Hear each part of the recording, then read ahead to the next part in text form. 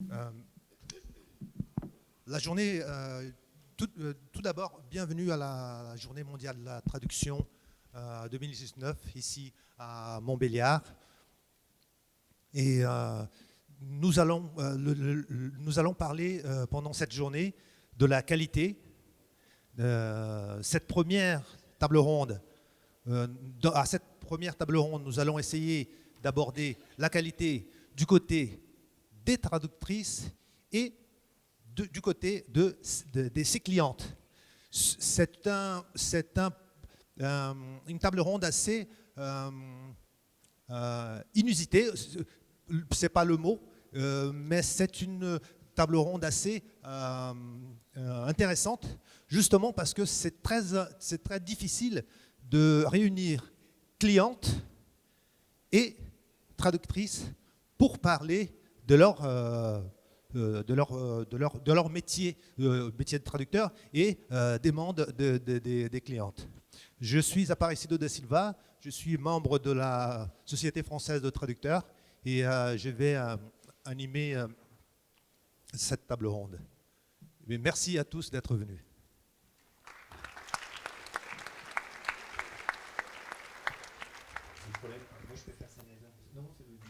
Ils sont super sensibles ceux-là. Les cheveux. Sandrine Beaujon. Oui, bonjour. Je vais tester le micro comme ça. Bonjour à tous. Vous êtes cofondatrice et directrice de marketing et communication de la société d'édition de logiciels TDC Nolans. Cette société a été créée en 1990. Actuellement, elle emploie 25 personnes. Vous avez appris l'allemand et l'anglais à l'occasion de vos études à Grenoble, école de management. Et vous avez aussi suivi une formation de correction et relecture en français. Éléonore Lovulo. Bonjour. Vous êtes... Oui, bonjour. Donc, après des études en langue et civilisation étrangère, et spécialité anglais, vous avez enseigné l'anglais aux étudiants, aux élèves de collège et lycée professionnel. Depuis 2016 et jusqu'il y a quelques jours encore, vous vous occupiez vous étiez donneuse d'ordre de traduction au sein de la société Croisi Europe. Croisi Europe est une entreprise spécialisée dans le tourisme fluvial. Isabelle Morville, vous êtes traductrice indépendante depuis 20 ans.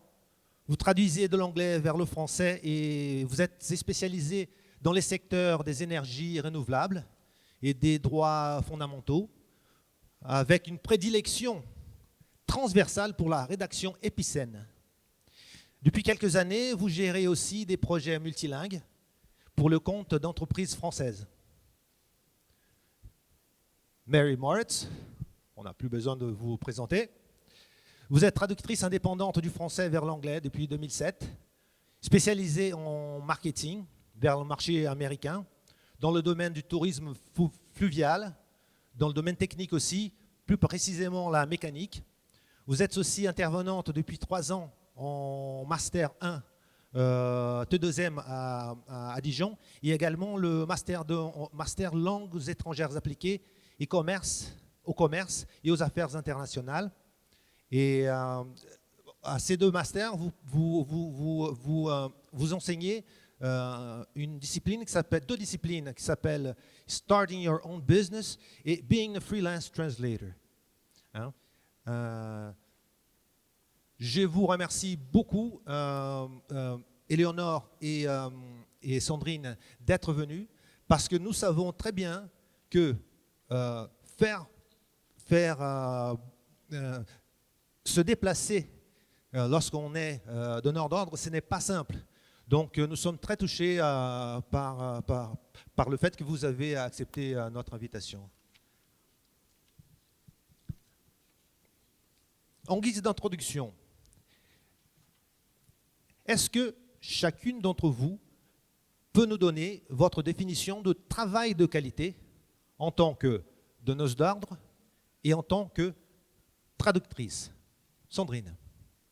Alors, Alors, je ne répondrai pas pour la partie traductrice parce que je ne suis pas traductrice. Je me débrouille un peu en anglais, en allemand.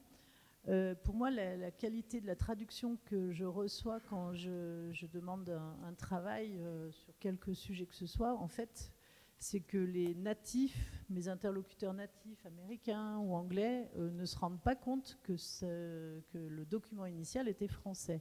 Donc pour moi, l'idéal de la qualité de traduction, c'est que vraiment la traduction colle au pays qu'on vise.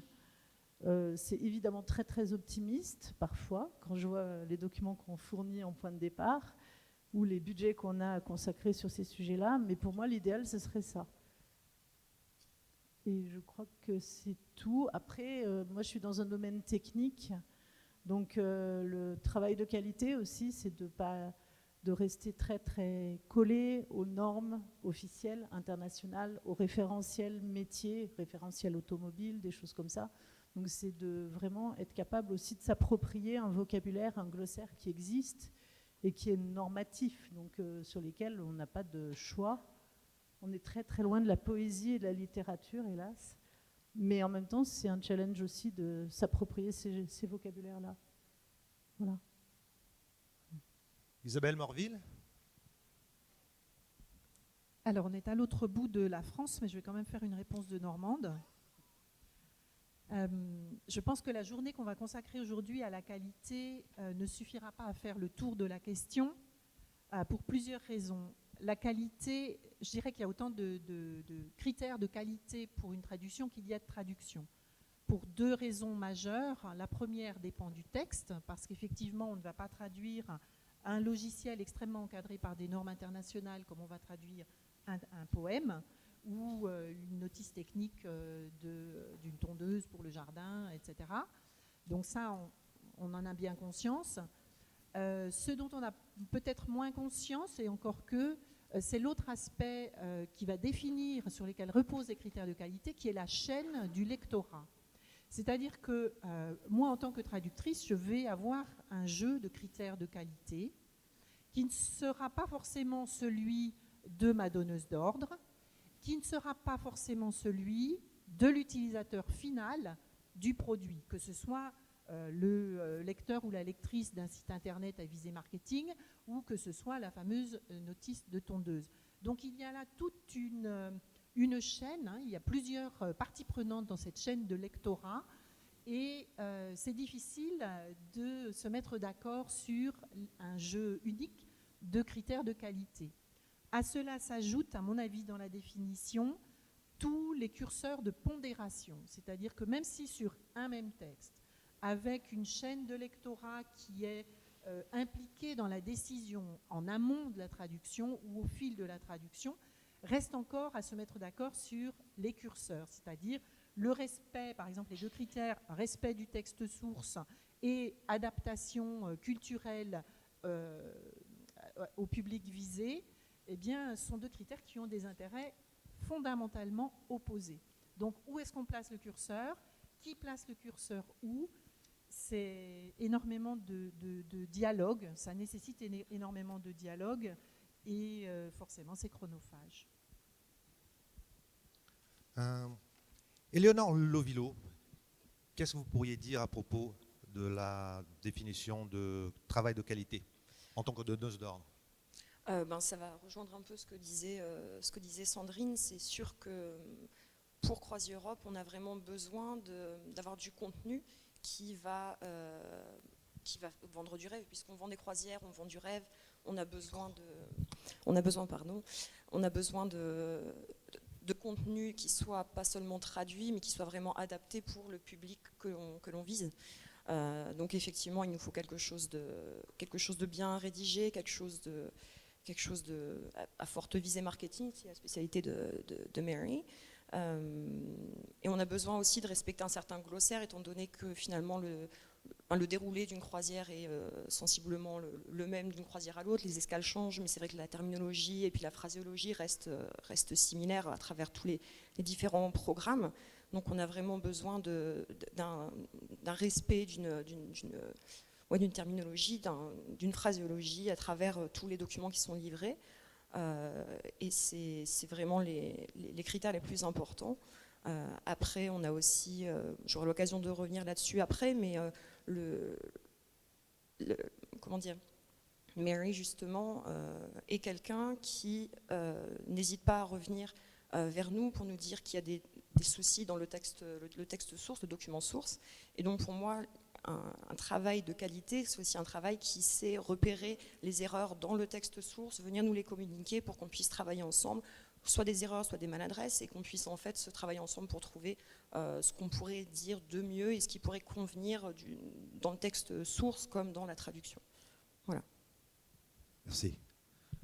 Mary Moritz. Alors,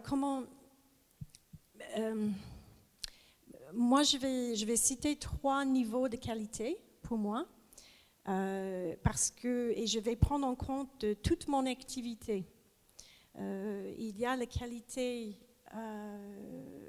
de service, de prestation que je donne aux clients et toute la méthodologie qui est en place pour que quand je livre quelque chose, j'en suis fière. Et puis, je dis, allez, ça va marcher pour vous, ça marche pour moi, et puis c'est une bonne qualité. Ensuite, il y a la qualité de relation que j'ai avec mes donneurs d'ordre, donc mes clients, qui pour moi jouent sur la qualité finale. Et plus personnellement, il y a la qualité de mon environnement de travail. Donc, c'est-à-dire comment est-ce que je travaille, les heures, les horaires, que je prends en compte que la traduction, c'est un travail très physique, très usant, et puis de savoir comment gérer mon temps en tant que traductrice. Donc, pour moi, quand je parle de qualité, j'en prends en compte ces 3 niveaux. Ce n'est pas que ce que je donne en finale, en prestation. Sandrine Beaujean, maintenant qu'on sait ce que vous cherchez en termes de qualité, comment vous faites pour trouver les professionnels? Alors, déjà, si je regarde mes mails, je pense que j'ai en moyenne un mail par semaine ou par quinzaine d'une agence qui prétend tout savoir traduire dans toutes les langues, etc., etc. Donc, comme je suis un peu fainéante et que j'ai pas envie de prendre de risques, en fait, j'appelle Isabelle. Et puis voilà. Et puis on prend le temps et puis on avance ensemble. Est-ce que vous pouvez développer un tout petit peu? Comment évaluer la compétence d'une agence? Moi, je ne sais pas bien travailler avec des intermédiaires, en fait. Je sais travailler avec des personnes. La seule fois où on a travaillé avec une agence, il y a peut-être 18 ou 20 ans, pour moi, c'était très inconfortable parce que je n'avais qu'un interlocuteur qui ne parlait pas les langues dans lesquelles je demandais les traductions, entre autres le chinois, etc. Et du coup, toutes les ambiguïtés que moi, je sentais sur le français, qui était traduit en anglais, puis retraduit en chinois, ça m'affolait un petit peu. Et je pense que j'avais raison. On a très vite retiré ces traductions-là de publication. Quelque part, moi, je ne sais pas bien travailler avec des intermédiaires qui me filtrent tous les échanges. Moi, je sais que mes documents sources, ils sont loin d'être qualitatifs, parce qu'ils sont rédigés par des informaticiens, souvent, donc ce n'est pas forcément des grands littéraires. Et puis, on n'est pas forcément capable de se mettre à la place de nos utilisateurs, etc. Donc, comment évaluer la compétence d'un traducteur? Est-ce qu'on peut se fier ne serait-ce qu'à des certifications Voltaire, des certifications TOEIC, etc. Moi, je pense que c'est déjà un préalable. Ça permet au moins d'étalonner un minimum les niveaux, mais ce n'est pas du tout suffisant pour vérifier que la personne elle est capable de s'approprier du vocabulaire technique, de s'approprier de l'informatique et de mettre tout ça en phrase, quoi. Donc, trouver les prestataires, je me suis franchement simplifié le travail en faisant confiance à Isabelle et en profitant de ses compétences et de son réseau, entre autres à la SFT sûrement, voilà. Et puis voilà en fait. Éléonore Lovillo, là on en a parlé un tout petit peu Et on va peut-être revenir. On a parlé un petit peu de comment trouver un professionnel. Sandrine nous a donné sa formule. On va tous appeler Isabelle maintenant. Mais par exemple, à la fin, comment faites-vous pour évaluer la qualité du travail rendu? De notre côté, la finalité, c'est tout simplement on fait des ventes. Tout bêtement, si on se rend bien compte en fait avant de. Alors moi, je suis arrivée dans la société et ça ne marche plus. Oui, c'est bon. Je suis arrivée dans la société il y a donc 3 ans et on travaillait déjà avec Mary. Donc j'ai pas eu l'occasion d'aller la chercher. Et en fait, j'ai très vite vu la différence entre ce qu'elle fournit. Oui, Moi, dès qu'elle est arrivée à la société, il y a un changement, je suis allée la voir. Donc ça, c'était la première chose que moi j'ai fait. C'était, OK, il faut qu'on se voit. Il faut que tu comprends comment moi je travaille et que bon, j'ai un peu imposé et qu'on soit d'accord. Oui, tout à fait. Mais c'est d'ailleurs le seul lien aussi clair et aussi honnête, aussi intègre en fait que j'ai pu avoir avec des traducteurs, et je pense que c'est parce que tu es indépendante aussi où c'est complètement différent. Et c'est vrai que du coup de notre côté, on voit bien en fait. Donc je sais que, alors j'ai pas tout l'historique en tête, mais je sais que ça fait quand même bien plus d'années que tu travailles avec CroisiEurope que par rapport à mes 3 ans d'ancienneté. Je pense que ça fait 7 ans, il me semble. C'est ça. Oui, Ouais. 7-8 ans. Oui. Et donc, quand on a commencé, au tout début, quand on a commencé à se développer vers l'international, je sais que pour traduire vers l'anglais notamment, qui était notre première langue, ça s'est fait beaucoup en interne, parce que on n'avait pas forcément tous les enjeux en tête. Enfin, je dis on, je ne faisais pas encore partie à l'époque. Et clairement, les ventes se sont développées à partir du moment où on a commencé à travailler aussi, à mettre le prix derrière, à payer pour des traductions professionnelles, et à partir du moment où tu as repris justement tout le contenu qui avait pu déjà être fait à l'époque, refaire les nouvelles traductions. Et puis pour nous la qualité clairement c'est la démarche, c'est la démarche de venir me parler, comme tu disais au début, de venir m'expliquer ta vision de la traduction, comment tu procèdes.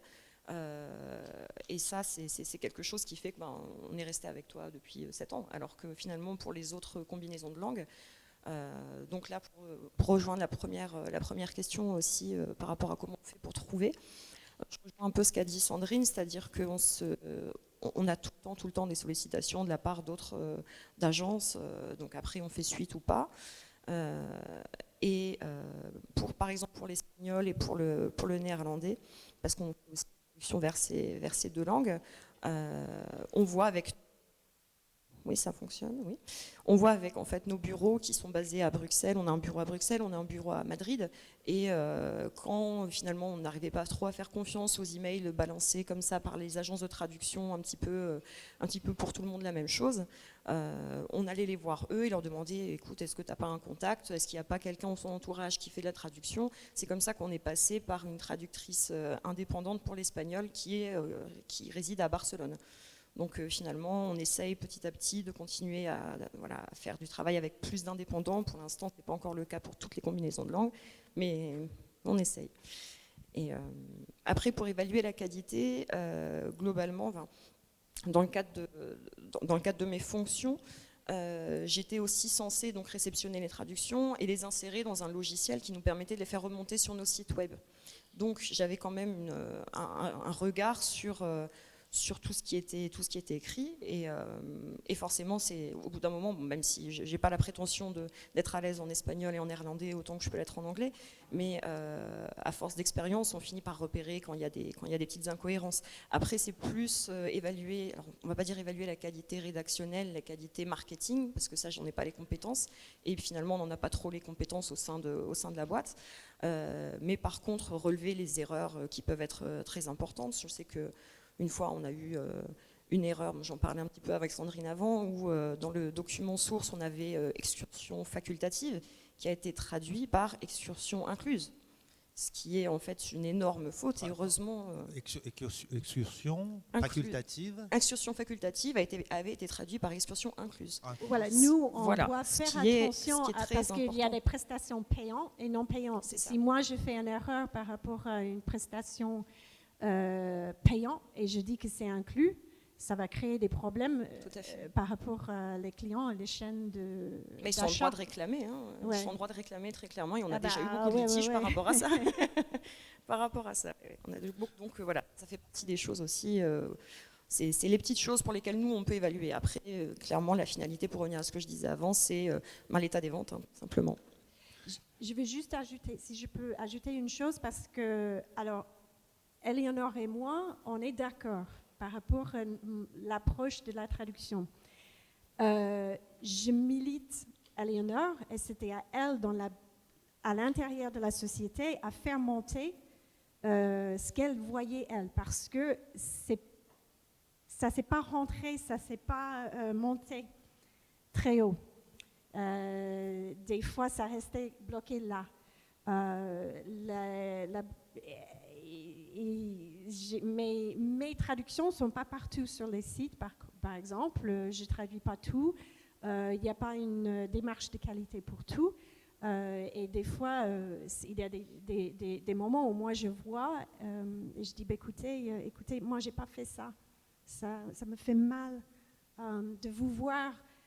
C'est pas personnel, mais ça me fait mal pour eux. Je dis, mais c'est votre image. Et donc ça restait souvent Eleonore, et puis elle faisait ce qu'elle pouvait pour faire monter, mais c'est une grande boîte quand même. Ouais, c'est ça. J'ajoute tout simplement une petite chose. Notre objectif ici, c'est pas de taper sur les agences. Les agences, elles font leur travail. Il y en a de tout sur le marché, et il y a plusieurs marchés. Sachez ça. Cet après-midi, à la deuxième table ronde, on va beaucoup en parler. Et les agences sont aussi des apporteurs d'affaires. Et après, on travaille avec des professionnels compétents, traducteurs, des professionnels compétents ou pas compétents, aussi bien parmi les traducteurs que parmi les agences. Tout simplement, c'est ce parenthèse que je trouve important, parce que ce que je vois ici, c'est que vos rapports sont très bons. Et ça, c'est dû à un travail que j'imagine de longue haleine. Sandrine Beaujon. Oui et non. C'est aussi que moi, j'ai 12 000 autres casquettes que acheteuse de traduction. Je gère 5 sites web, j'organise tous les événements de ma société, je gère de la relation client en appelant les gens, en les faisant témoigner, en leur faisant rédiger des articles avec moi. Enfin, donc, l'achat de la traduction, moins ça me prend de temps et plus je limite les risques, mieux c'est pour moi parce que j'ai vraiment autre chose à faire. Et c'est pour ça que j'ai besoin d'une relation de confiance et quelque part, je me facilite la vie de cette façon-là. Après, il faut être honnête, j'ai un volume quand même très faible de traduction, sûrement. J'ai pas 36 000 langues à gérer. Donc, je pense qu'il y a un stade où on est aussi une petite entreprise, même si on a des gros clients, et du coup, on n'a pas les mêmes besoins qu'une grosse structure qui a besoin de 5000 langues en parallèle et puis de délais très courts, quoi. Une question, simplement une question pour vous, Isabelle. Et après, vous pourrez ajouter ce que vous alliez dire.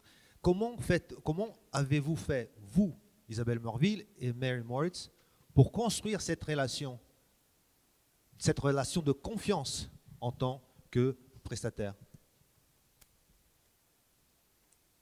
Alors, je crois que ça commence par de l'observation, beaucoup d'écoute, beaucoup d'observation, beaucoup d'analyse de l'existant, et puis, bien sûr, du dialogue. Et je crois que c'est vraiment le maître mot de la qualité, quel que soit le sujet d'ailleurs. Mais je crois que c'est vraiment important de maintenir le dialogue. Bien sûr aussi une veille de l'existant. Ça implique aussi de s'intéresser au domaine d'activité de l'entreprise, à ses problématiques. Excusez-moi, qu'est-ce que vous appelez la veille de l'existant? La veille de l'existant, alors ça va aussi, c'est à la fois l'évolution, par exemple, dans le cas de TDC Nolens, du site internet. Qu'est-ce qui a été rajouté le mois dernier? Qu'est-ce qui bouge? Quels sont les nouveaux produits? Mais ça peut aussi être une veille en amont d'identifier dans l'actualité économique ou législative ce qui va bouger pour ma clientèle. Et ça c'est important parce que si on ne s'implique pas, si on ne s'immerge pas dans l'univers, effectivement, Sandrine dit qu'elle a une 12aine de casquettes. Si on ne s'immerge pas dans les autres casquettes, on ne va pas pouvoir discuter uniquement de traduction. Il faut aussi avoir en tête tous ces autres aspects. Et c'est ça, je crois, qui entérine la confiance et qui ancre dans la durée. Bon, après, c'est peut-être aussi parce qu'on est près et en proximité, mais on s'est rencontrés aussi.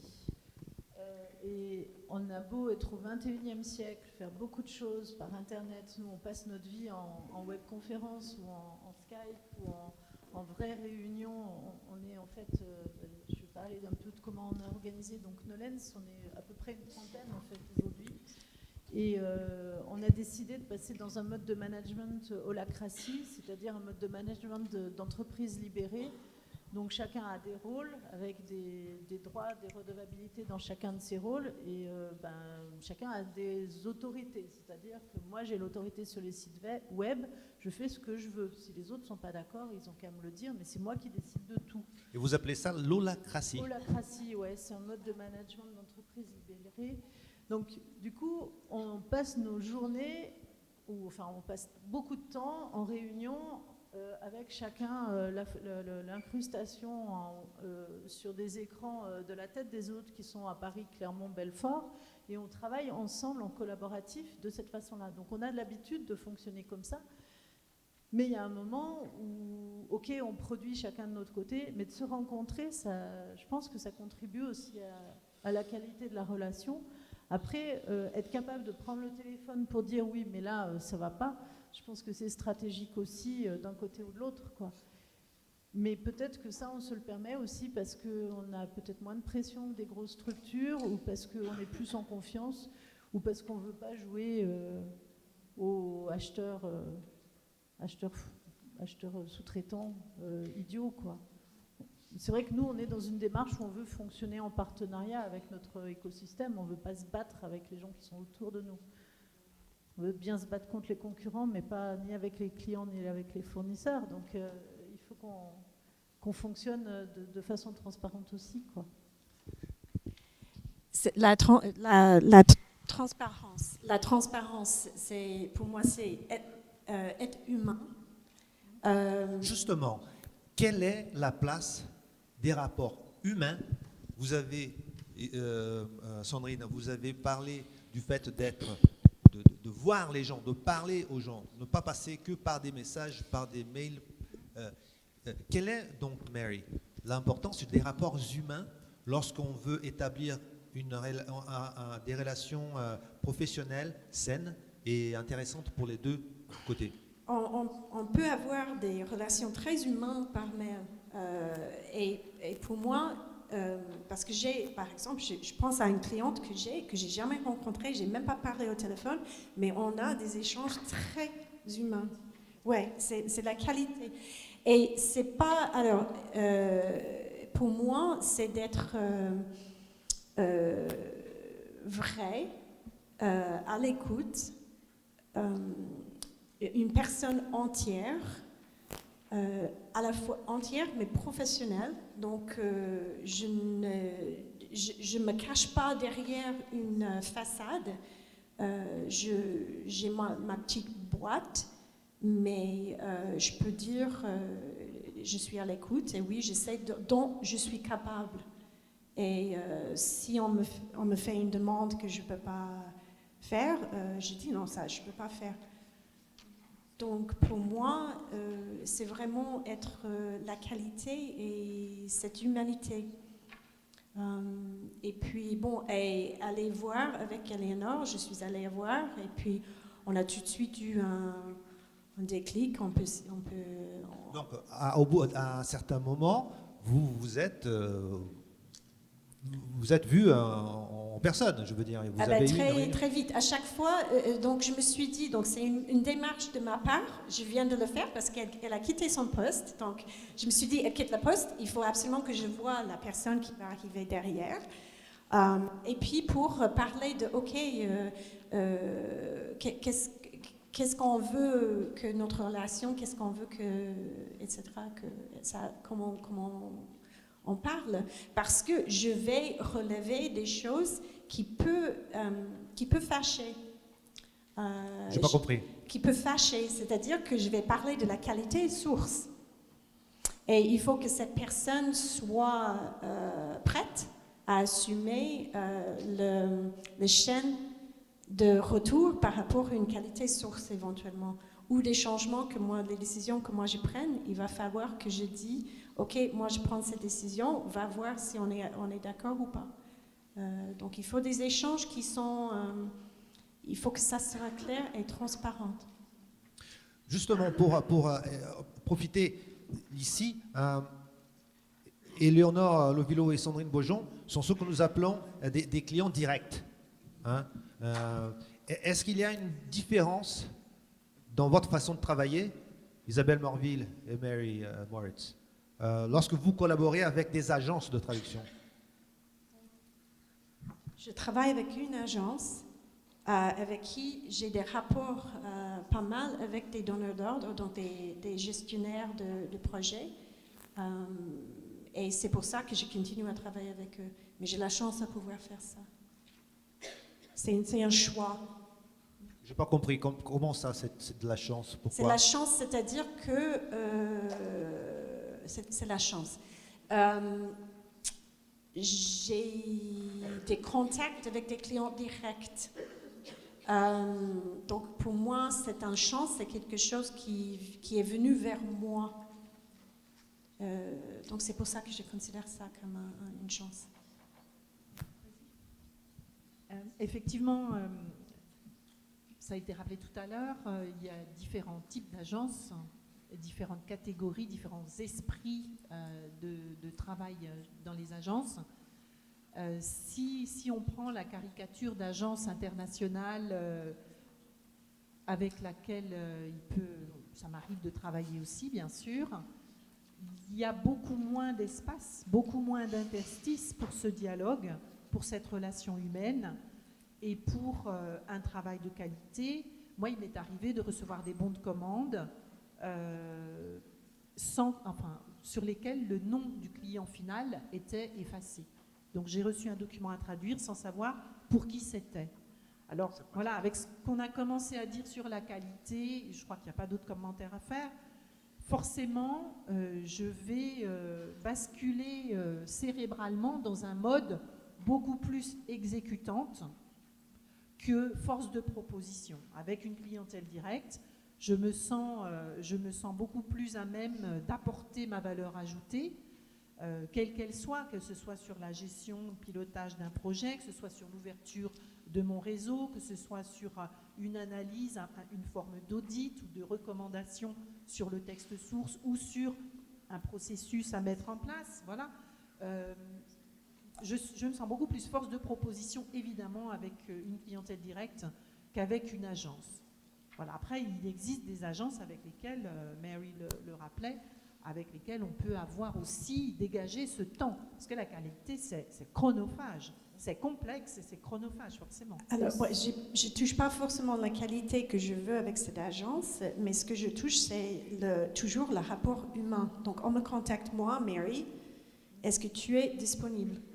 Parce que maintenant, on a les plateformes qui envoient un travail, et puis c'est la première personne qui clique qui a le boulot. Et ça, c'est autre chose. Donc, j'aime le fait que, oui, on me demande comment vas-tu? Et on a ce boulot, est-ce que tu es disponible? Et sinon, je dialogue.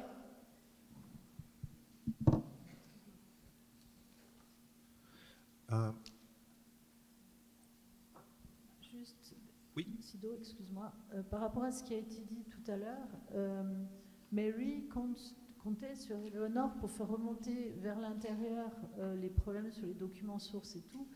Et ça, c'est une vraie difficulté que moi j'ai et que je continue d'avoir, parce que donc, pour traduire des logiciels, mes très chers collègues informaticiens imaginent parler anglais. Forcément, c'est de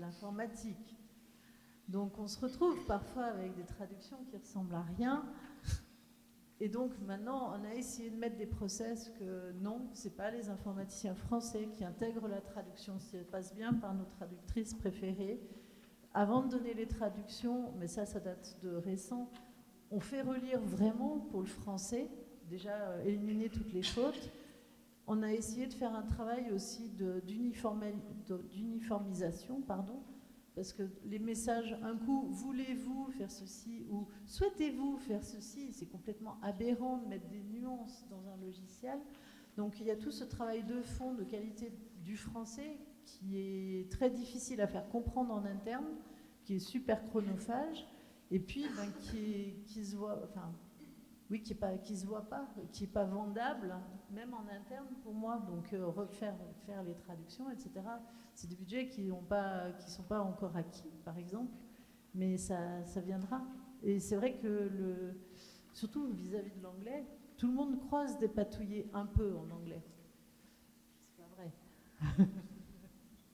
Éléonore Levillo, et comment se déroule, quelle est l'importance du travail en amont à l'étape de traduction? Est-ce que vos textes, ils sont rédigés prenant en compte déjà qu'ils seront à un moment donné traduits? Alors non. La plupart du temps non, mais pour une raison évidente, c'est que donc on traduit principalement des programmes de croisière. Après, il y a d'autres documents un peu plus techniques, comme les fiches bateaux, ce genre de choses. Mais pour les programmes de croisière, on écrit pour le public francophone. Donc on va mettre des références à Charlemagne qui n'ont absolument pas lieu d'être dans les traductions finales, on est d'accord, si le traducteur fait bien son travail. Et, donc des références à Charlemagne. Oui, des fois, parce que oui, alors, oui. Les rois, C'est ça. Les églises, les rois, les trucs. Ça a l'air de te énerver un tout petit peu. Pourquoi? Et comment, par exemple, comment vous affrontez ces genres de problèmes, par exemple? Eh ben, justement, c'est un petit peu compliqué. Et encore une fois, ça va dépendre un petit peu de la prestation qu'on recherche de la part du traducteur. Mary va toujours adapter. Elle me l'a expliqué dès le départ. Ça faisait partie aussi de sa démarche quand elle m'a expliqué un petit peu sa vision de la traduction. C'était me dire, voilà, moi je ne traduis pas, je ne fais pas juste de la traduction, j'adapte. Je veux cibler le public américain. Et donc je vais pouvoir me permettre de prendre de la distance par rapport au texte source. Et je le ferai quand je me rendrai compte que finalement ce qu'on raconte en français n'a aucune pertinence pour le public ciblé. Et ça, c'est quelque chose qui est vraiment, c'est quelque chose qu'on recherche. Pour nous, c'est vraiment le critère de la qualité. Et pour le moment, c'est encore un peu difficile de trouver des traducteurs donc avec les agences par lesquelles on passe, mais tout simplement parce qu'il y a la communication est moins simple. Pareil, je n'ai pas envie de dire du mal des agences avec lesquelles on travaille, parce que voilà, ils font un travail tout à fait correct par rapport aussi ce qu'on a pu leur demander au départ. Donc comme pour Mary avec qui on travaille depuis 7 ans, on travaille aussi avec une société, donc avec une agence de traduction basée en Belgique pour nos traductions vers le néerlandais. Et c'est pareil, cette collaboration a commencé bien avant mon arrivée. Et on commence seulement maintenant, parce que le marché belge commence à se développer de plus en plus, on commence seulement maintenant à établir un glossaire. Seulement maintenant, alors que ça fait au moins 8 ans qu'on travaille avec eux. C'est le genre de choses dont on se rend compte. Alors pareil, donc j'ai pu, et justement je reviens aussi sur l'importance de se rencontrer, de se parler en vrai. J'ai pu rencontrer du coup un représentant de la société qui passait par Strasbourg il y a quelques mois donc. Et j'ai pu lui expliquer un petit peu tout ce qu'on a pu remarquer dans les traductions en néerlandais, tout ce qui marchait pas, tout ce qui était beaucoup trop littéral. Des fois, il y avait, mais c'est aussi j'y reviendrai après, c'est aussi par rapport aux délais qui sont très très courts chez nous, en général, voilà, c'est tout en urgence.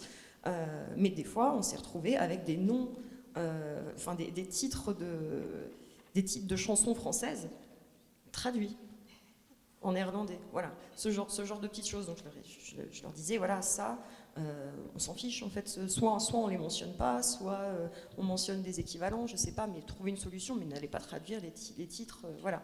Mais je pense honnêtement que ça, C'est le genre de choses, parce qu'en fait, on n'a pas eu la discussion préalable pour leur dire, nous, ce qu'on recherche chez vous, c'est pas juste de la traduction rapide, on a besoin de ça, etc. Oui, vous êtes très rapide, mais on a besoin d'adaptation, de recherche derrière.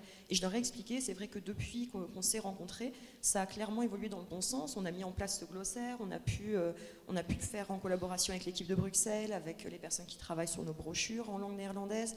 Voilà, et là, ça commence à évoluer dans le bon sens. Mais c'est vrai, au bout de... j'imagine 7-8 ans, pareil, de collaboration qui a un peu été mise en place à la va-vite, on va dire. Parce que la société aussi s'est développée très vite. Et voilà. Mary, comment tu traduis sous le soleil maintenant? Ce sont des choses qu'on retrouve beaucoup. Ouais. Beaucoup. En fait, c'est là où c'est génial pour moi parce que c'est là où vraiment je peux jouer. Donc je vois quelque chose de culturel qui dit rien, qui parle que en français et je ôte ça et c'est là où que je peux me mettre en marche. Qu'est-ce que je vais faire pour les Américains, pour les attirer, etc. Hier, j'avais dit que ça fait 25 ans que je vis en France, et quand je suis aux États-Unis et j'ai dit oui, je vis en France, et tout le monde dit oh, ça doit être formidable. Bah, c'est formidable, non? Donc ils ont une image de ma vie formidable, et ça me fait rire parce que ouais, c'est ça. Ça ôte tous les problèmes de vie en France. Alors, donc ça, je me permets de jouer avec ça. Toutes les images que nous, on a des Français par rapport à qu'est-ce que c'est de venir et puis être en France. Et donc, ça passe souvent par des choses en fait, dont on rêve. C'est même pas forcément la réalité, c'est des choses dont on rêve. Ah oui, je peux faire référence à ça que nous on connaît aux États-Unis, mais éventuellement les Français ne connaissent pas. Jacques Tati, par exemple, Monsieur Hulot. Les gens qui me sortent ça aux États-Unis, on m'a jamais parlé de Monsieur Hulot en France une fois. C'est un scandale. Des choses comme ça. Donc si tu dis ouais, ok, je peux vraiment, tu vois. Je peux vraiment commencer à jouer avec tout ça. Donc ça me fait plaisir en fait quand je me bute contre quelque chose qui est trop culturel, c'est ok, là je peux jouer. Juste pour faire un lien avec la deuxième table ronde de cet après-midi, là on va parler formation. Hein. Nous, c'est quelque chose dont on a parlé hier soir. Les traducteurs, les traductrices, nous sommes des coureurs de fond. Nous ne sommes pas des sprinters. Il faut que la qualité soit régulière. Hein, pour qu'on puisse traduire rapidement, en tout cas de façon intelligente sous le soleil maintenant, dans un contexte très précis, il faut qu'on se forme tout le temps et qu'on soit préoccupé de se former tout le temps, de toujours peaufiner sa langue maternelle. Comment faites-vous, puisqu'on va parler de formation, comment faites-vous pour entretenir votre langue? Bien sûr, la langue maternelle, mais disons aussi, comment faites-vous pour peaufiner votre travail en tant que traductrice? Isabelle Morville. Mais je crois que c'est effectivement, on est plus dans le ski de fond ou dans la course de fond que dans le sprint. Donc ça prend plusieurs aspects. Ça demande une autodiscipline. C'est à la fois évidemment une formation initiale de qualité, sérieuse. C'est aussi une formation continue, que ce soit par la participation à des journées comme celle-ci. Moi, je trouve que ça devrait être reconnu comme un acte de formation. C'est la participation à des formations 2 à 3 fois par an. On a un budget avec un OPCO qui nous permet beaucoup de choses. C'est bien sûr les MOOC, c'est bien sûr la lecture, et à titre personnel, moi je m'autorise, je prévois quand je fais mon budget, quand je fais mon bilan de fin d'année au mois de janvier, l'année écoulée, et que je prépare l'année suivante, j'inclus mes thèmes de formation en accord avec mes objectifs à 1 an, 3 ans et 5 ans. C'est quelque chose de structuré. Ça veut dire que même dans la semaine, je vais bloquer des temps. Ça peut être de la lecture, je peux les consacrer à un MOOC, je peux les consacrer à de la lecture, des revues professionnelles. Ça peut être aussi des salons clientèle orientés sur mes sujets de prédilection. Et puis juste de la lecture, peut-être juste surfer sur des listes, la liste échange de la SFT ou de l'ITI. Qu'est-ce que c'est que la liste échange de la SFT? L'acido, tu triches. La liste échange de la SFT, c'est le forum sur lequel les adhérents et adhérentes de la SFT échangent, comme son nom l'indique. Donc, évidemment, sur des sujets professionnels, de terminologie, ou sur des sujets de fond. Mais là, je ne veux pas anticiper sur le discours de Chris cet après-midi. Pardon ? Très peu. On se dispute très peu. Mais ça arrive. Non, je ne crois pas qu'on se dispute. Oui, il y a des avis opposés, oui, certainement. C'est plus Allons, nous ne parlons pas de choses désagréables. Mary. Alors, pour moi, la chose qui est venue à l'esprit par rapport à m'entraîner et tout, bon, déjà, un contact toujours avec les États-Unis. Je lis en continu les actualités, puis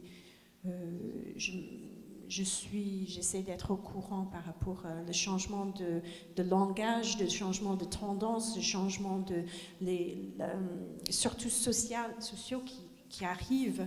C'est incroyable, ça, les sociétés qui changent. Mais pour moi, c'est de travailler les choses qui keeps me on my toes, qui me laisse...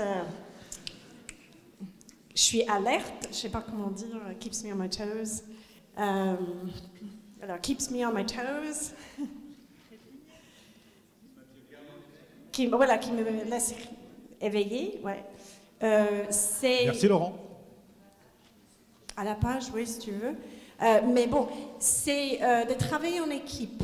Donc, de travailler avec un autre anglophone, j'essaie d'avoir toujours un relecteur ou une relectrice derrière, de travailler en binôme, d'avoir quelqu'un qui peut, qui est là pour mettre les mains sur les mots qu'on peut dire le gay, qu'on puisse. Et puis c'est vraiment, pour moi, ça c'est essentiel, c'est de travailler avec quelqu'un d'autre en binôme. Mesdames, est-ce que vous voulez ajouter quelque chose ou on peut ouvrir aux questions? Oui, moi je veux bien rajouter juste un petit sujet, un petit point sur la formation. Mary évoquait tout à l'heure l'importance de son environnement de travail et je dirais que dans ce filon-là, il est aussi très important, à la fois en matière de formation initiale et en matière de formation continue, de très bien se connaître. Ça a l'air un peu bisounours, développement personnel. Je vous assure que c'est très important. C'est très important de savoir à quel moment on est créatif ou créative. Est-ce que c'est le matin tôt? Est-ce que c'est exclusivement le week-end? C'est pas de chance, mais bon, les bonnes idées, elles viennent aussi quand on va faire une rando ou quand on va faire du sport ou qu'on voit une pub qui nous dit « Oh punaise, ça c'est l'analogie qu'il me fallait mercredi midi ».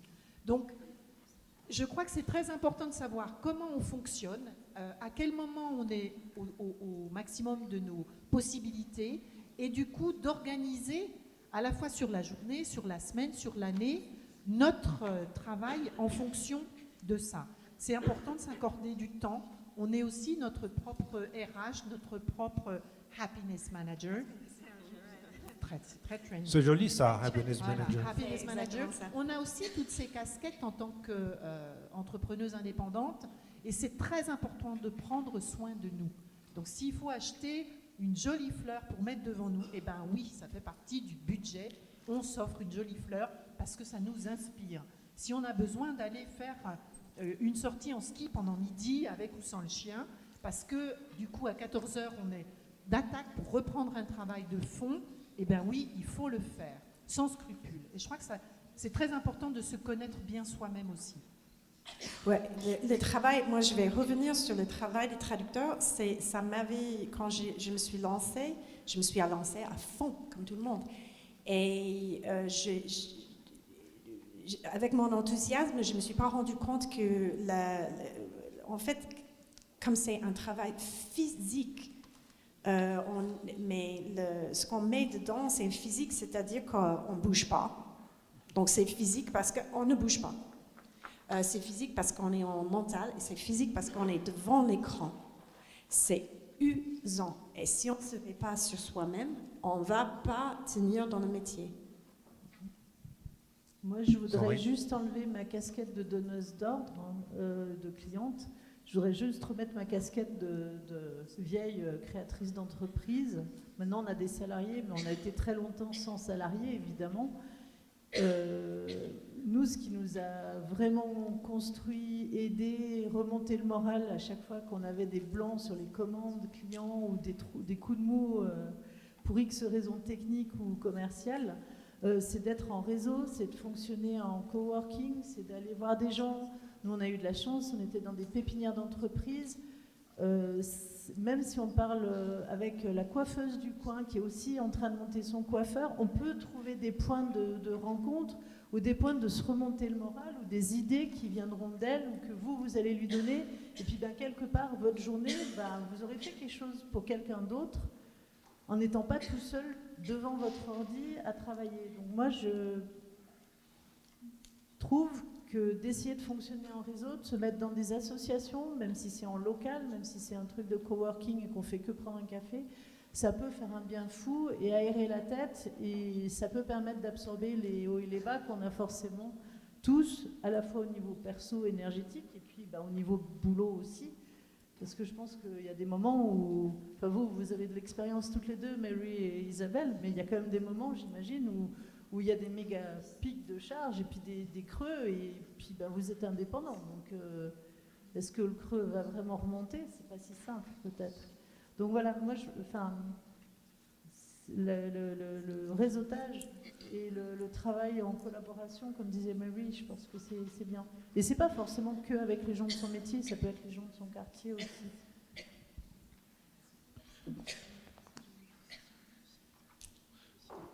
On va ouvrir aux questions. Ce que je vais vous demander, c'est si vous avez une question, vous vous présentez brièvement. Je suis Manon Lamoureux, Master 2 de l'Université de Dijon, par exemple. Tout simplement pour qu'on sache à qui on est en train de parler. Il y aura des micros qui vont circuler. Si vous avez des questions, il suffit de... Il y a un collègue ici en bas.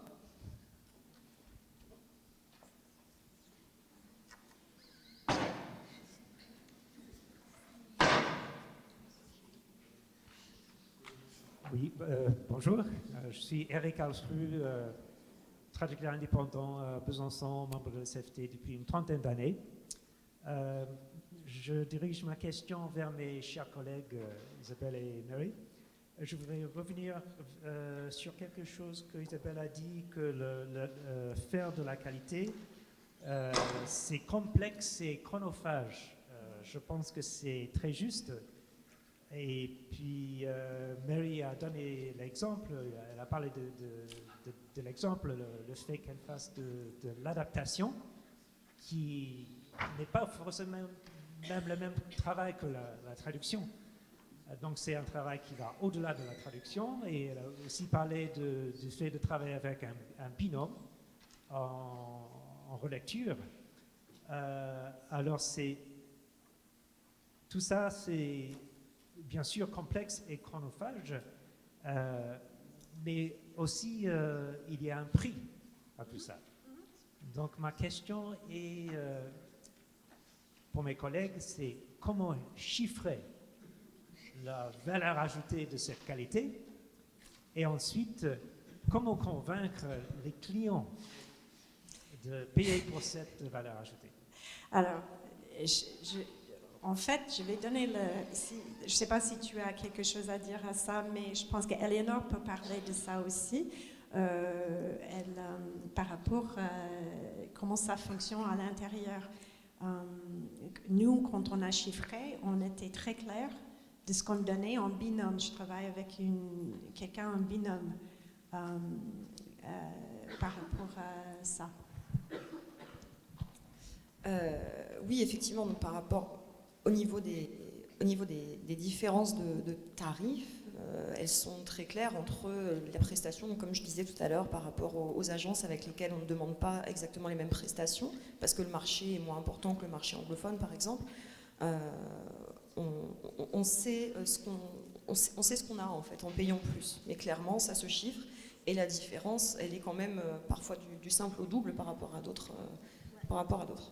Ça se chiffre. Alors, nous, ça se chiffre, mais ça se voit. Donc, on a la chance. Moi, j'ai la chance avec ça, c'est que moi, je peux. Ça se voit très clairement avec les autres prestations, et c'est pour ça qu'on on chiffre avec cette agence, avec l'entreprise, et puis ils sont très conscients de ce qu'ils achètent. Oui, tout à fait. En fait, au départ, c'est vrai que quand je suis arrivée, on m'a dit, donc voilà, avec les traducteurs avec lesquels on travaille, les sociétés avec lesquelles on travaille, et voici les coûts. Et au début, quand j'ai vu les différences du prix au mot selon les combinaisons de langue, je me disais, Étant vers l'anglais, mais tout le monde parle anglais, tout le monde peut faire ça, mais pourquoi on paie si cher pour ça? C'est pas une langue, voilà. Oui, c'est vrai. Et il y a beaucoup de. Et c'est vrai que des fois, il faut toujours faire une piqûre de rappel. Pendant 3 ans, il a fallu que je fasse des piqûres de rappel pour dire OK, parce que évidemment, je ne suis pas la dernière décisionnaire. Il fallait que je dise OK, oui, on la paye un certain tarif, c'est plus élevé que les autres, mais voilà ce qu'on a derrière. On a l'adaptation, on a une relation assez privilégiée où elle va toujours faire remonter les choses, se poser des questions, qui va nous amener à nous poser des questions par rapport à nos documents sources, les rendre constamment meilleurs. C'est quelque chose qui se paye, tout simplement en fait. Mais c'est vrai qu'il faut constamment, et c'est pour ça aussi, Mary disait qu'elle avait voulu rencontrer la personne qui allait reprendre mon poste pour lui expliquer tout ça, et lui expliquer que finalement, à ce poste-là, c'est un poste clé, parce que si on ne fait pas remonter les choses, si on ne comprend pas vraiment la démarche derrière, c'est fort probable qu'on nous dise « bon, maintenant, t'arrêtes de travailler avec telle personne hein. ». Parce que de toute façon, c'est beaucoup plus cher, et puis, sauf que non. Voilà, il faut réussir à tenir le cap et à savoir pourquoi on le fait. C'est bien de comprendre pourquoi on le fait pour pouvoir argumenter derrière. Et c'est pour ça aussi qu'on a une bonne relation, parce qu'on a toujours pu se comprendre là-dessus. Elle m'a bien fait comprendre les choses, j'ai pu les remarquer et les défendre. Après, je comprends votre question, parce que en fait, quand on achète un prix au mot. On n'a aucune idée du temps passé derrière, on n'a aucune idée de l'intelligence qui est derrière la traduction. Moi, si vous saviez le nombre de fois où j'entends « mais pourquoi on ne prend pas Google Trad ?» quoi. Bon, ok, non, mais c'est vrai, c'est des commandes informatiques, c'est très idiot, sauf que l'ergonomie d'un logiciel, c'est pas du Google Trad, quoi, c'est pas possible. Et je pense qu'il y a un vrai problème de culture générale. Acheter des traductions, c'est pas si simple. Et comprendre tous ces mécanismes d'adaptation, etc. Donc je pense que vous avez peut-être la chance de pouvoir le mesurer. Ça fait rentrer directement des commandes sur les sites web. Donc la valeur ajoutée de Marie, elle doit être mesurable. Ce qui est, quand c'est sur du web ou sur de l'avant-vente, je pense que c'est mesurable. Mais quand c'est sur de l'ergonomie de logiciel, c'est difficile à défendre. Mais est-ce que...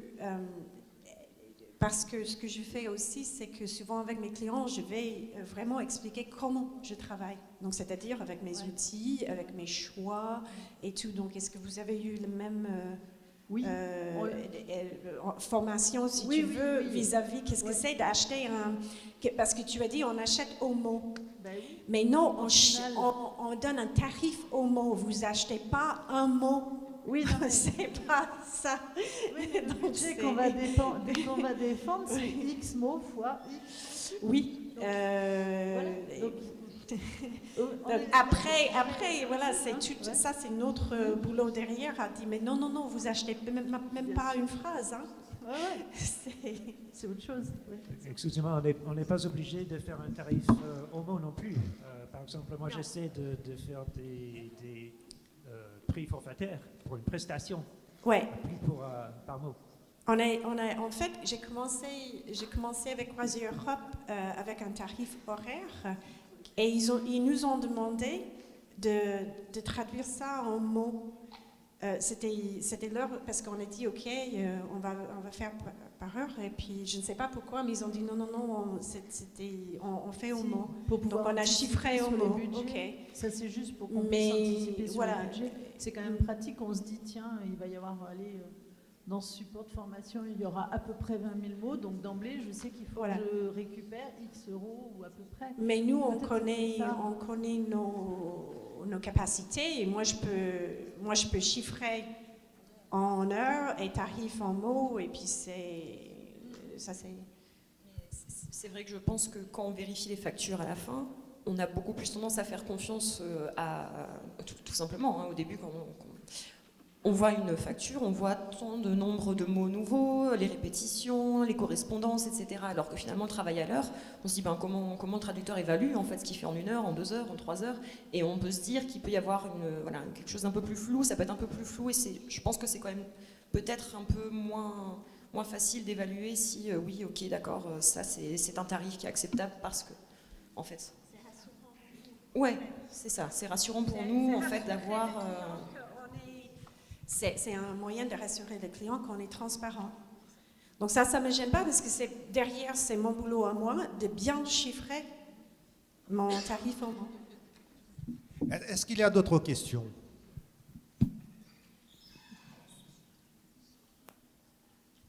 Bonjour. Je vais faire un petit peu de devil's advocate, je pense. Présentez-vous. Je suis Sarah Pouline, je suis responsable de qualité. Bonjour Marie. Dans une agence de traduction qui se trouve sur Lyon, ETC Translations. Est-ce que je veux commencer? J'entends tout ce que vous dites là par rapport aux agences. Je sais qu'il y a des bons, il y a des mauvaises. Il y a ceux qui font cette fameux clic, le premier qui arrive. Nous, on le fait. Hein. Je vais être transparent. Nous, on le fait. Pas pour tous nos projets, mais il y a certains projets qu'on le fait parce que c'est des plus petits projets, parce qu'on sait qu'on travaille avec un réseau de traducteurs qui sont très bons, qu'on donne les grades, qu'on travaille avec des traducteurs de qualité. On demande ça de nos prestataires. Moi, je suis très intéressée par tout le travail que le SFT fait pour les traducteurs. Je trouve que ça, c'est très important, que vous êtes là en tant que représentant pour les traducteurs. Et je trouve que c'est intéressant de voir justement cet échange entre clients et traducteurs, parce que moi, en tant que responsable des qualités, je suis un peu, interlocuteur en fait entre vous deux. Je vois voir le travail des traducteurs. J'étais anciennement traductrice et aussi relectrice. Du coup, j'ai travaillé déjà en freelance aussi, moi. Je comprends cette backstory. J'ai travaillé aussi pour les ventes dans l'agence. Du coup, je connais aussi la côté client. Et au niveau de qualité, je sais qu'il y a un peu de tout.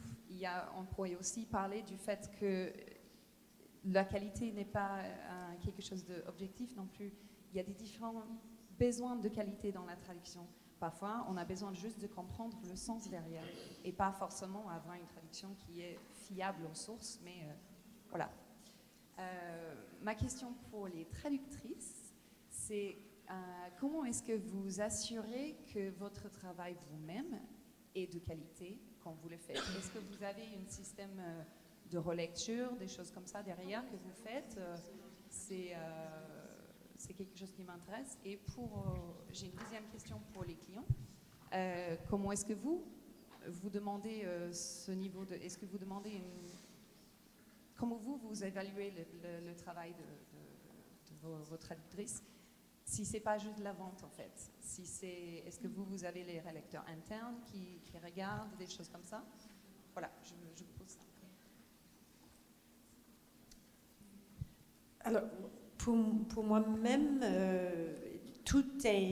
j'ai une méthodologie en place, donc une méthodologie de travail, donc interne à moi-même, mes outils, les choses que j'emploie pour vérifier la grammaire, l'orthographe et tout. Après, j'essaie d'avoir quelqu'un, un tiers, qui peut faire une relecture. Et ensuite, je donne ça aux clients qui sont souvent, qui puissent faire une relecture eux-mêmes. Et donc, il y a toutes des étapes de qualité que moi j'ai mis en place. Une méthodologie à moi qui pour vraiment le moment où je donne ça à la relectrice, je suis là. Après, j'ai des échanges avec mes relecteurs qui sont formidables. Et des échanges, même des fois, c'est « Ah, tu as fait une faute, ok, mais vraiment, tu es sûr que tu veux dire ça ?» Donc ça, c'est formidable. Donc c'est ce que moi j'ai mis en place. Vas-y. Oui, pareil, au niveau de la méthodologie pure, il y a effectivement un process à respecter qui commence par la prise de connaissance du texte source, l'immersion dans le sujet, la recherche terminologique avec des ressources qui peuvent varier d'un sujet à l'autre, évidemment. Il y a une validation des ressources qui est continuellement remise en cause parce qu'elles évoluent, parce qu'elles vieillissent, parce qu'on trouve quelque chose de plus pertinent, de plus pointu. Et puis après, en dehors du processus de traduction pure, selon le niveau le degré de créativité nécessaire, eh bien, il faut là encore du temps. C'est-à-dire que, par exemple, moi, ma partie de révision, avant même de la passer à une deuxième paire d'yeux, ma partie de révision, d'auto-révision, d'auto-relecture, j'aime bien la faire le lendemain de la traduction. Ou en tout cas, voilà, laisser au moins une nuit de repos pour un document court, davantage pour un document long, mais au moins cette nuit de prise de distance, dans la mesure du possible. Oui. Après, effectivement, il y a une série d'outils de révision systématique qui vont au moins interroger. Quelquefois, ils nous proposent de rajouter des fautes, mais au moins on se pose la question et puis voilà, c'est surligné en vague rouge. Voilà, donc avec des outils professionnels, hein, je ne parle pas du correcteur Word. Alors, moi, la qualité, aujourd'hui, on ne fait pas de vente grâce à nos sites web en anglais ou en allemand. Donc les traductions, l'impact des traductions, c'est que sur nos clients, qui sont des clients qui déploient nos logiciels au niveau mondial. Et donc, s'il y a un problème de qualité sur la traduction, je vais avoir soit de la hotline, donc de l'assistance, les gens vont dire je ne comprends pas comment il faut faire là. Et donc ça, c'est mesurable et là on peut réimpacter quelque chose, rechanger les messages ou des choses comme ça. Soit des retours en formation. Mais c'est vrai que c'est sûrement moins directement mesurable que si on avait un site avant-vente. Bon, aujourd'hui, le site web en français ramène 30% de notre chiffre d'affaires. Donc c'est quand même carrément pas neutre. On n'a pas la structure commerciale d'essayer de générer le même volume sur l'anglais. Donc l'anglais est déréférencé. Enfin, il y a plein de choses qui font qu'on n'est pas tant visible que ça au niveau mondial. Mais le jour où on voudra l'être, c'est clair qu'il ne fera définitivement pas les traductions qu'on a aujourd'hui, qui sont déjà à partir de contenus français très factuels et pas du tout sexy. Donc là, il y aura vraiment du travail de fond à refaire. Pour moi, c'est limpide. Et puis, la vérification de qualité, on s'est permis de demander à des clients. On a rejoint un groupe aussi, donc moi sur des traductions en allemand, j'ai demandé à mon collègue commercial allemand qu'est-ce qu'il en pensait. Puis voilà. Après, c'est vrai qu'on s'est défaussé régulièrement sur des traductions en chinois pour Arkema. On leur a donné les sources et puis c'est eux qui ont fait faire. On ne voulait pas s'engager sur la qualité du vocabulaire chinois et informatique et en sécurité au travail et risque chimique. Parce que là, ce n'était pas de notre compétence d'éditeur de logiciel de vérifier ces aspects-là. Bon, par contre, le logiciel supporte ça. C'est l'objectif aussi. Oui. Alors, chez nous, ça dépend des combinaisons de langues. Et ça dépend aussi si c'est un traducteur avec lequel on travaille depuis longtemps, si on est en train de changer de prestataire. Pour l'anglais, donc comme je disais, ça peut arriver qu'on repère des erreurs quand on est en train de saisir le document. Donc si c'est des documents que je réceptionne et que moi je dois saisir après dans notre logiciel de remontée, de mise en ligne, là je vais repérer certaines petites choses, ça arrive effectivement. Après, pour être tout à fait honnête, étant donné qu'on a un rythme de travail très très rapide chez CroisiEurope, le nombre là par exemple ces derniers temps, on a acheté un nouveau bateau et plein de nouvelles croisières se sont enchaînées et on a tout reçu d'un coup, il fallait tout faire traduire d'un coup vers les 3 langues dans lesquelles on travaille. Donc quand c'est comme ça, honnêtement, personne ne relit derrière pour être sûr que ça fonctionne. Alors ça va être relu par petits bouts, par exemple le service marketing qui va reprendre en fait la traduction pour pouvoir faire des flyers, va relire de son côté, pouvoir voir certaines petites choses. En anglais ça peut fonctionner parce qu'on a quand même des gens qui ne sont pas forcément bilingues mais qui ont des bonnes connaissances en anglais. Par contre pour l'espagnol et le néerlandais ça devient plus compliqué. Donc pour tout ce qui est espagnol et néerlandais, on compte sur nos agences, comme je disais tout à l'heure en fait. Donc c'est-à-dire que eux, quand ils doivent relire des flyers qui ont été mis en page depuis la traduction d'un document qu'on a reçu et envoyé, là ils vont pouvoir remarquer des erreurs et puis du coup, donc, moi je vais les corriger dans le logiciel source et on en parle aussi à l'agence de traduction si c'est une grosse erreur. Donc ça c'est moi qui décide aussi en fait si par exemple, l'histoire que j'avais racontée tout à l'heure avec une excursion facultative qui est devenue incluse, là forcément j'ai fait remonter parce que c'était pas acceptable en fait. Après ça, je sais qu'ils ont fait des efforts, donc voilà, et heureusement qu'on a fait remonter. Et après, en fait, donc voilà, ça dépend. Par exemple, pour l'allemand, la combinaison français vers allemand, c'est quelque chose qui est très récent chez nous. Et il a fallu, là c'était, à partir du moment où moi j'étais en poste, il a fallu qu'on trouve quelqu'un, donc un prestataire pour cette combinaison. Et on a fait faire des tests de base. On a fait faire des tests, donc on a demandé, donc d'abord on est passé par Infact, donc la société avec laquelle travaille aussi Mary pour CroisiEurope. On est passé par eux, et puis après il fallait aussi que le coût est important, et pour le marché germanophone, et n'étant pas de la même importance que le marché anglophone, chez nous, on n'a pas pu continuer à travailler avec eux. Et donc pour chercher ailleurs et pour trouver un autre prestataire, on a demandé en fait aux boîtes avec lesquelles on travaille déjà pour l'espagnol et le néerlandais. Et du coup on a fait faire des tests de traduction et on a demandé donc à des gens qui sont bilingues de naissance, puisque bon en Alsace c'est assez commun encore, de relire le contenu en allemand et nous dire voilà, est-ce que ça semble correct, qu'est-ce que vous en pensez, etc. Et puis quand c'était bon, elle a dit oui, ça c'est parfait, ça me va, on y va. Et à partir du moment où on fait confiance et on a pu évaluer la qualité au tout départ de la collaboration, on n'a pas d'autre choix que de faire confiance pour la suite en fait. C'est si on a l'occasion de pouvoir relire, parce que c'est une période un peu plus creuse et qu'on a les gens qui sont disponibles pour le faire, on va le faire évidemment. Mais le but, et c'est pour ça aussi que la relation de confiance elle est très très importante, c'est que si on a confiance, on ne relit pas et on sait que ça ira. Voilà. Et on peut se le permettre avec Mary, clairement. Avec les autres, c'est vrai qu'on essaye quand même de jeter un œil parce que c'est pas toujours les mêmes traducteurs qui travaillent pour nous, en fait, tout simplement. Donc c'est vrai quand on est avec des agences qui distribuent le travail, un pool de traducteurs, parfois c'est un petit peu plus, voilà, on n'a pas forcément la même qualité à travers les différents documents qu'on peut envoyer. Ce qui est aussi un challenge à relever, et c'est pour ça que c'est important de discuter aussi, d'avoir vraiment des coordinateurs au sein qui puissent faire remonter aux traducteurs ces soucis, quoi. D'autres questions? Nous avons une question de quelqu'un qui nous suit en direct Sido.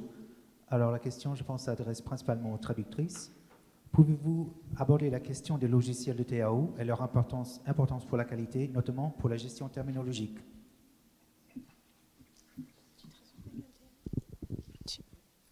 Oui.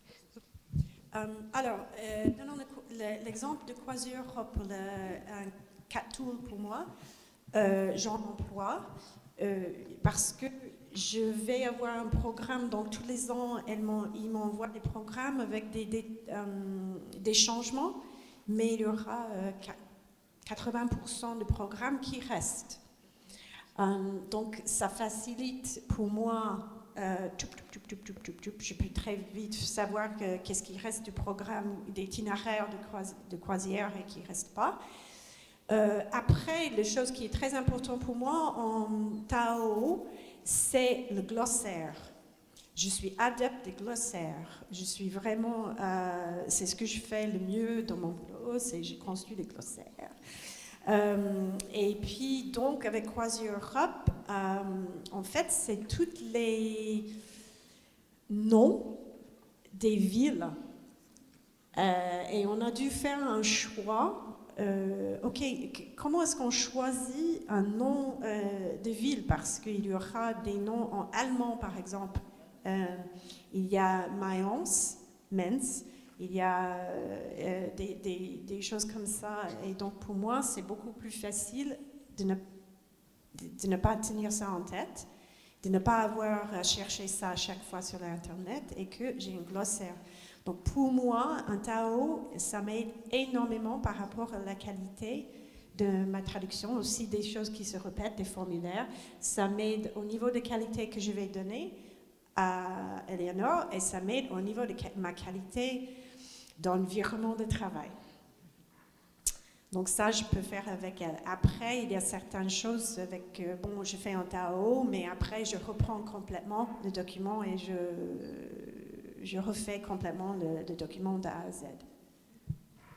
J'ai à peu près la même approche, à part effectivement pour des documents extrêmement normatifs du type logiciel. Alors je précise quand même que je ne fais pas de traduction du coup pour TDC Nolens, puisque ça n'est pas ma combinaison de langues, mais dans le cas, voilà, quand je suis traductrice, je vais aborder les choses un petit peu comme vient d'expliquer Mary, avec une TAO qui me sert surtout de glossaire. C'est plus un dictionnaire, voilà, un glossaire sur les choses sur lesquelles la cohérence terminologique est absolument pas négociable.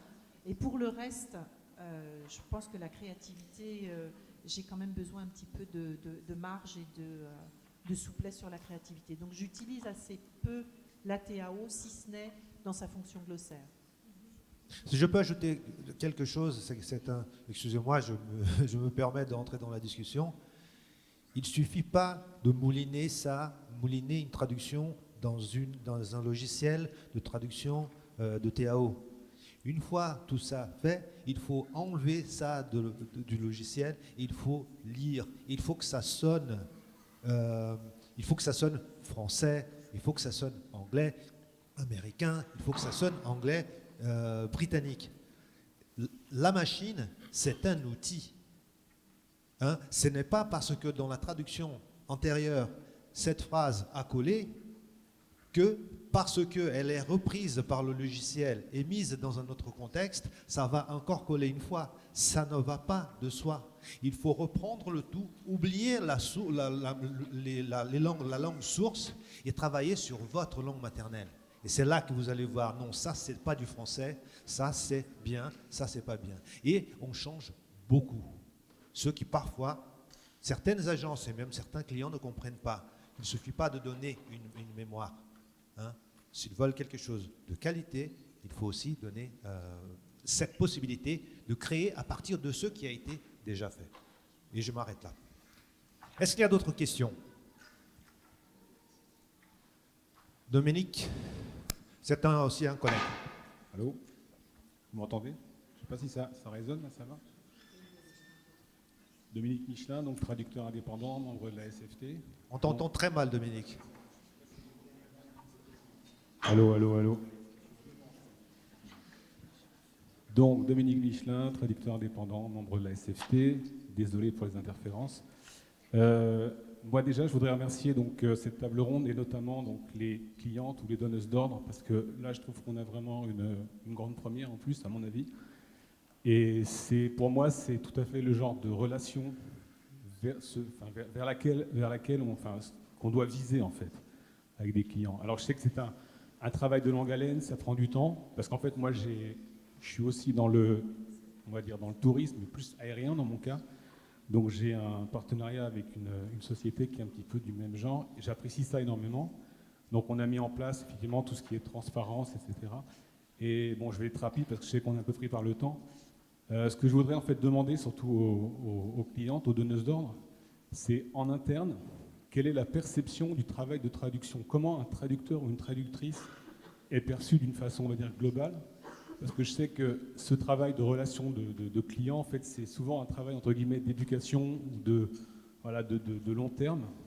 C'est d'ailleurs un conseil que j'aime donner aux gens qui débutent, c'est-à-dire, voilà, essayer de viser quelque chose comme ça, parce que c'est vraiment comme ça qu'on s'épanouit, c'est-à-dire qu'avec quelqu'un en qui on a confiance et avec qui on travaille sur la durée.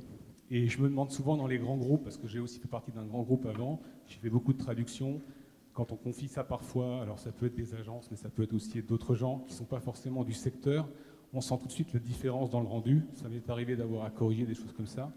Et souvent, je me dis, voilà, c'est des choses qu'il faut vraiment faire passer en interne, notamment dans les grands groupes, ou même dans les sociétés un petit peu plus petites.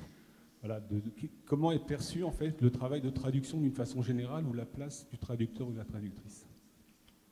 Je ne vais pas être gentille. C'est perçu comme un coût, dans plein de cas. Un coup, voilà. Non, c'est pas celui-là. En tout cas, nous, on a eu du mal à comprendre, à intégrer qu'il pouvait y avoir de l'apport de plus-value en écho sur notre version française. Ça a été long de faire remonter, et de faire comprendre que, ok, ils se dépatouillent en anglais, mais ils arrêtent de mettre l'anglais qu'ils croient connaître, et puis que notre français, il faut déjà aussi qu'on le corrige, qu'on le révise. Donc ça a été très long. Mais après, la place du traducteur, comme je le disais, j'entends encore, même cette année, et pourquoi pas Google Trad, et pourquoi pas un stagiaire. On a rejoint un groupe grenoblois en janvier 2018. Mon équivalente marketing, elle me dit « Ouais, j'ai un super stagiaire, il est colombien, il parle bien anglais, il va te faire tes trades. » J'ai dit ok, je passe 2 pages de site web, elles ne sont toujours pas en ligne, hein, parce que mon anglais à moi m'a permis de me rendre compte que c'était vraiment absolument catastrophique. Donc j'ai pas mis en ligne. Donc il a travaillé pour rien, mais il l'a entendu dire et basta, quoi.